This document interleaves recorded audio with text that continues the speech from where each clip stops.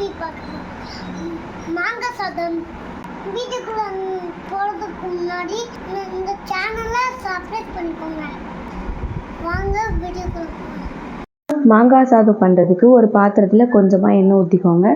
எண்ணெய் நல்லா சூடானதும் அதில் கடுகு, உளுந்தப்பருப்பு, சீரகம் போட்டுக்கோங்க. சீரகம் சேர்த்தா நல்லா வாசனையாக இருக்கும், அதனால் கொஞ்சம் சீரகம் போட்டுக்கோங்க.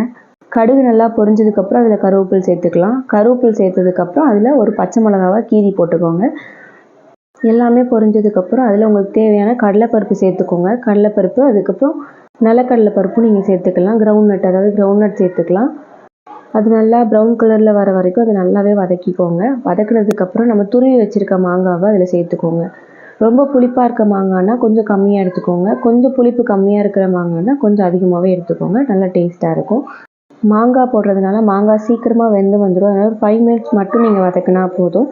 அதுக்கப்புறம் தனியாக குக் பண்ணி வச்சுருக்க ரைஸ் எடுத்து அது கூட மிக்ஸ் பண்ணி நல்லா கொஞ்சம் கிளறி விட்டுக்கோங்க. மாங்காய் கொஞ்சம் எல்லா இடத்துலையும் ஒட்டாகுது, அதனால் கொஞ்சம் நல்லாவே கிளறிட்டிங்கன்னா ரெடி ஆகிடும். அப்படியே லஞ்ச் பேக்கில் வச்சு பேக் பண்ணிட்டாங்க டேஸ்ட்டான மாங்காய் சாதம் ரெடி ஆகிடும்.